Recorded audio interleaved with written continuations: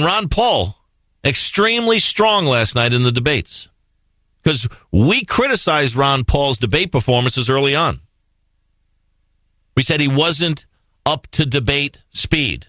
He needed to be more crisp. He needed to be more concise. He needed to be able to convey what he's talking about and what he's been talking about consistently, which is how the system is rigged and how the Fed prints money. And he's been talking about it a long time. But you know what's happening now? People are catching up to him. He's been ahead of the curve. People are now coming to understand what the Fed does, supposedly for us, but does to us.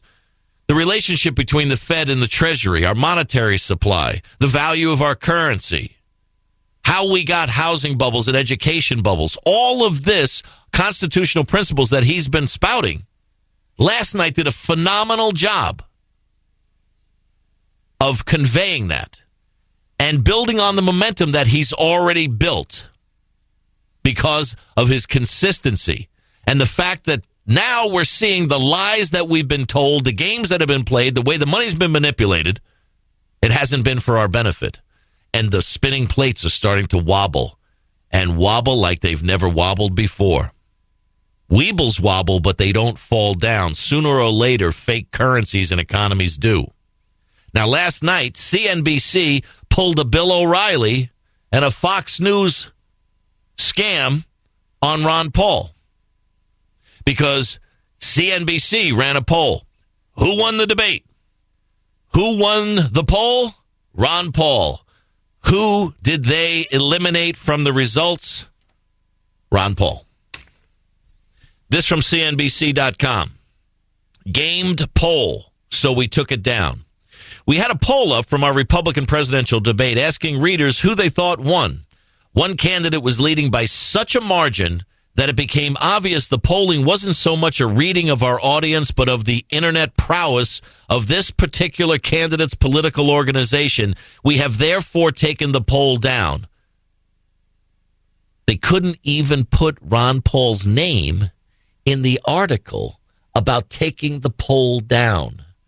They had to refer to Ron Paul as this particular candidate's political organization. Now, Ron Paul's political organization isn't made up of hackers. They're not executing bot programs.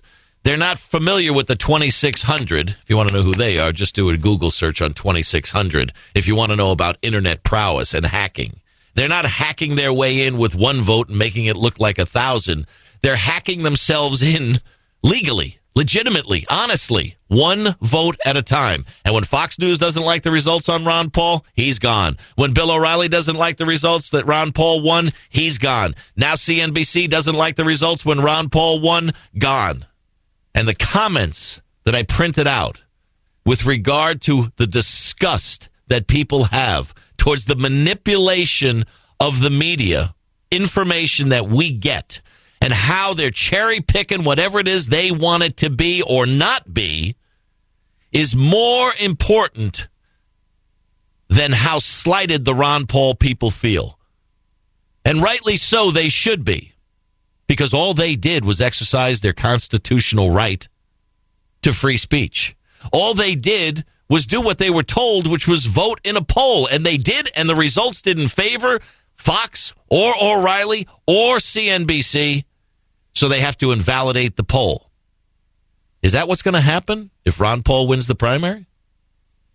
Would that happen if Ron Paul became the Republican nominee? Would they just say, well, we don't care that he won. We don't want him. And isn't that what the Republicans and Fox News criticize Obama for doing when he runs roughshod over the Constitution?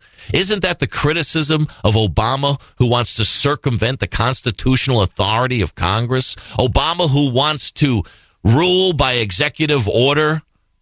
Oh, kind of sounds like Rick Perry, doesn't it? This is a disgrace.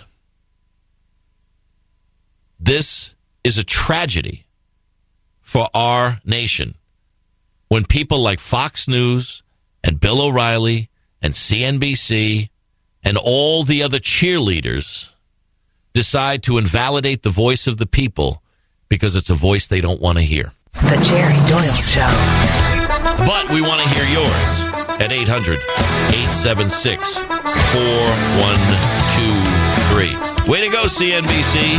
You have now elevated yourself to the ranks of Bill O'Reilly and all the other fools out there who think they can fool you with their version of the news. Stick with me. The Jerry Doyle Show.